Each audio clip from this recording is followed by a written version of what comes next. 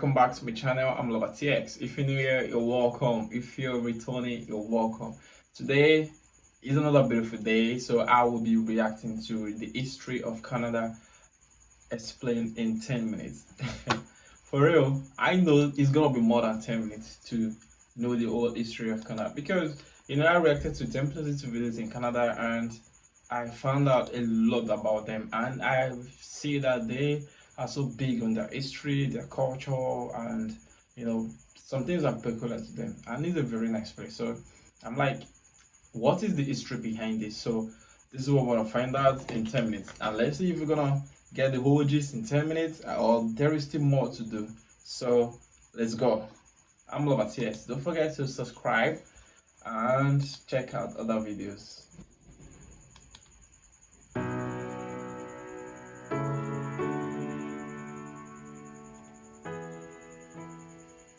Canada, known for their delicious maple syrup, and being home to nearly all of the greatest hockey players of all time, is... Okay, about the hockey player of all time, I don't know about that. This is my first time hearing that, but it's good they're holding the, I don't know, should I say history or holding the record? Yeah, it's amazing. The second largest nation on Earth, and with approximately 2 million lakes, contains over 50% of the freshwater lakes on the planet. For many thousands of years, this region was populated with many indigenous tribes of hardy people, capable of overcoming the severe and lengthy winters, thriving and developing unique cultures. The first non-native people... if these are tribes and cultures in Canada, that means a lot of people or countries are supposed to be the, should I say, invaders or somebody trying to colonize them, something. So we have the Eskimo, the Cree, the Ojibwa, the Ottawa, the, I don't know if it's Scottish or Beaver or a place. I don't know. I'm interested. Let's just go. People to settle in Canada, and the New World in general that we know of for sure, were the Vikings. They built a settlement in Newfoundland. Again, it seems the Vikings are everywhere. Like, anything I've been saying, Vikings, Vikings, Vikings. I think mostly England, Canada, Sweden, they have, I don't know, Vikings are always there. What are they looking for? Around 1000 AD. It is unclear for exactly how long this settlement was occupied for, or if there was more, but ultimately it was either abandoned, pillaged, or its inhabitants succumbed to disease, or assimilated into the local population.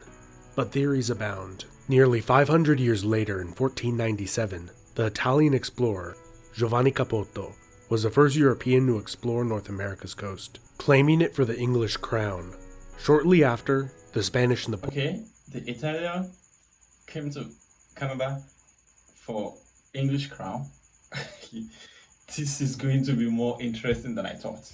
Portuguese would do the same, but remained uncolonized for several decades, with only a few seasonal Portuguese and Basque fishing outposts built, until the French arrived. Jacques Cartier claiming the land for France in 1534. He named the gulf and river after St. Lawrence's feast day on which he arrived. The French called the territory around the river Canada, after the native word for settlement. After several failed... Canada, before it's been to Canada, like, is that how what it was before we started here in Canada? Canada, like K-N-A-T-A. Attempts at permanent settlement succumbed to starvation and disease. The cities of Quebec and Port Royal were successfully established. By 1670, the English colonies in the south had expanded, and new settlements were established in Newfoundland and south of the Hudson Bay. The fur trade, particularly in beaver pelts, became extremely lucrative, as it became the favored material for hat makers and luxury winter clothing in northern Europe. This greatly encouraged further northern settlement by both English and French fur trappers seeking to make a fortune. The French and the English did not peacefully coexist, with the French temporarily taking much of the territory around the Hudson Bay during the lengthy period known as the Beaver Wars. Not only the Europeans became wealthy and influential from the trade in beaver pelts. The Iroquois confederation of 6 powerful tribes, armed with European firearms, initially allied with Dutch merchants, and then the English, to aggressively attack the French and most other Indian tribes in the region to obtain more furs. Many of these tribes banded together with the French to halt Iroquois expansion. Peace was negotiated after 72 years of fighting, and many after 72 years, that is when you have to negotiate peace. But the quick one, why is it that back then everything has to be war? I don't understand why. mostly Indian lives lost, and little territorial change. The region of New France was comprised of several colonies. Canada and Louisiana were the largest, along with the smaller Plaisance and Acadia, which the British Canada close to Louisiana. Yeah, with this flag I'm saying they are very close. Empire obtained from the French in the Treaty of Utrecht in 1713 in a complicated agreement concerning the War of Spanish Succession. France also recognized the legitimacy of the Hudson Bay Company's claim over Rupert's Land. Interestingly, the Hudson Bay Company is still in existence today, primarily as owners of a Hudson Bay. I think I need to check out this country. Retail store chain bearing their name. Despite their larger territory, the French increasingly became outnumbered by the rapidly growing British colonies surrounding them, by a margin of 10-1 by the time the next major conflict between the two occurred. During the 7 Years' War, or the French and Indian War, as it has become known in much of North America, French-speaking Acadians were deported far from the Canadian borderlands, some of whom formed the basis of much. Something is special about this Canada, for real. Not now, from the ages, something is special. From France to England to the Indian people coming to fight the Portuguese. What? Like, something is must be special about Canada. So let's continue. I think this is getting more interesting. To the Cajun population of modern-day Louisiana and New Orleans. Both English and French empires sent thousands of regular infantry to North America during the war, supported by local militias and Indian tribes. The greatly outnumbered French relied heavily on Indian allies and fought the British to a standstill early in the war, until the British successfully besieged the cities of Quebec and Montreal. Despite the French later defeating the British in a pitched battle, they failed to retake their capital city. In the treaty that ended the war soon after, France ceded Canada to Britain, while giving Louisiana territory to her ally, Spain. It is important to note at this time much of North America's non-coastal areas were still largely unpopulated, with many of the native tribes heavily depleted through warfare and invasive diseases from which they had little immunity. With a population of approximately 3 million, the American colonies waged a successful rebellion against the British Crown. A little over a decade later, the Americans attempted and failed to take Quebec, which remained loyal to Great Britain. After the war, many British loyalists moved north into Canada. During the following War of 1812, both British and American armies launched several failed invasions of each other's territory, ending in military stalemate, and the status quo was maintained. The treaties following the war established a more formalized border between the two nations. Despite the Canadians... Okay, was that what caused the border between the US and the Canada? Desire not to join their American neighbors to the south. Movements for self-rule increasingly grew among the Canadian lower and middle classes, culminating in the rebellions of 1837 and 38 that were severely dealt with and crushed, and saw the short-lived Republic of Canada established by William Lloyd Mackenzie. Okay, the Republic of Canada before. Okay, I think every movement have people that have lost their life in the process. Despite the Republic's short-lived lifespan and diminutive size, widespread public support, not only from many Canadians, both French and English-speaking, but also from Americans to the south, spurred Great Britain's government to make major concessions in the rebellion's aftermath. The Act of Union in 1840 united Upper and Lower Canada into the new province of Canada, and the granting of responsible government soon after allowed for a far greater degree of self-rule to be exercised by the elected representatives of the people. In 1846, the disputed Oregon Territory was peaceably divided between Great Britain and the United States, pretty much by drawing a straight line and giving Vancouver Island to Canada. You know, I was when I reacted to countries that England has invaded, I was like, why are they invading countries? Now I see reason. I think they are just trying to help other countries gain freedom. That was the purpose. That is it.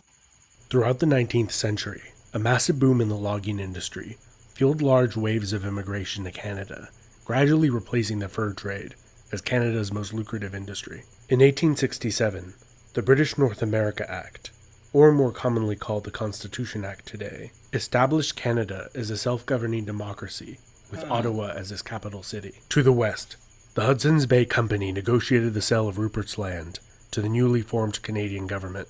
The Métis people, of mixed European, primarily French, and Indian ancestry, were the largest population of the Winnipeg area of what is now Manitoba. Fearing the land they had held for generations would be seized by newcomers from the east, they rose in rebellion, creating a provisional government. And after a tense standoff, an eventual occupation by federal troops, many of their demands were met, respecting their rights. The leader of the rebellion, Louis Riel, would lead another larger but less successful rebellion 15 years later that ended with his trial and execution. Louis Riel became a martyr, or villain to many Canadians, his death increasing the tensions between Indian Métis, English, and French groups in society. Because of the key role the partially completed Transcontinental Railway played in the suppression of the rebellion, political support for completing it soared among English-speaking Canadians, and the railroad was completed in only 4 years from when it had begun.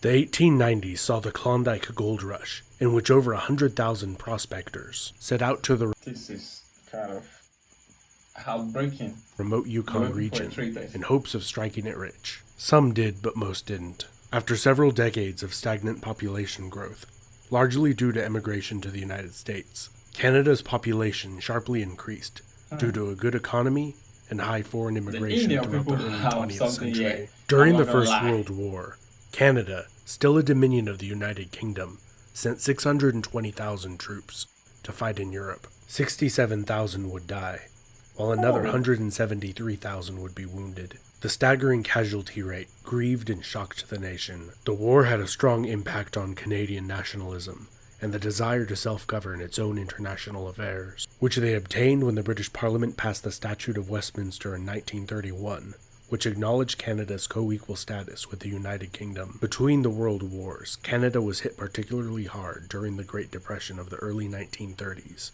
with unemployment rates reaching 25%, and many men living in unemployment relief camps. During the Second World War, over 1.1 million Canadians served in that brutal conflict that left nearly 100,000 of them dead or wounded. In 1949, Newfoundland became the last Canadian province to incorporate. In 1965, Canada adopted its current flag. Here's a selection of some of the other national Oh, this is.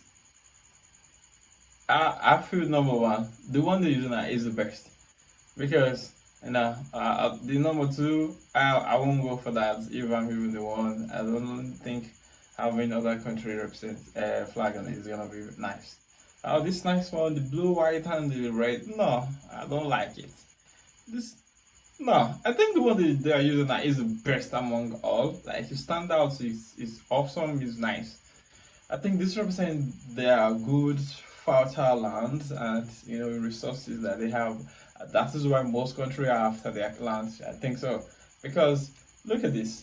Flags that were proposed. Let me know in the comments of which one do you think looks best. Number one In 1982, the Canada Act passed the Parliament of the United Kingdom and was ratified by the Queen, granting Canada the right to create their own constitution, which they promptly did. Still recognizing the constitutional monarchy in a mostly ceremonial rule, the new constitution abolished the British Parliament's remnants of influence over Canada. Canada is now a nation of over 36 million people, where over 20% speak French as a first language, and has the 10th largest economy in the world. The province of Quebec has maintained a strong French influence over the centuries, and has on 2 occasions voted in referendums to decide whether Quebec should proclaim national sovereignty and become an independent country. In 1995, it very nearly did not pass, with secession still being an issue till this day. This has been Epimetheus. Let me know what you think down in the comments. What Canadian province is your favorite to visit or live in? Don't forget to like, subscribe, and hit the bell icon to get notifications every time I make a new video. And big thanks to my supporters over on Patreon. They help me keep making content like this. Thank you so much for watching till. Okay. Thank you too for making this video available. I really appreciate that. I feel Canada is a land of different people coming together, having people that speak French, having people that speak English is the influence of what really happened in the country earlier before then. And I feel like they have something special about that country. Is it their resources, their land, their people, their I don't know. And that Osimbe complaint, I think I need to do a research on that.